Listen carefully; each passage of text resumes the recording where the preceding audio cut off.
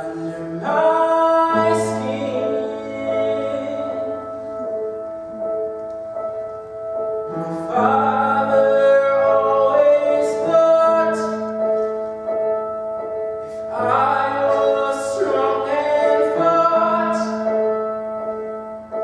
not like some albatross I'd begin to fit in.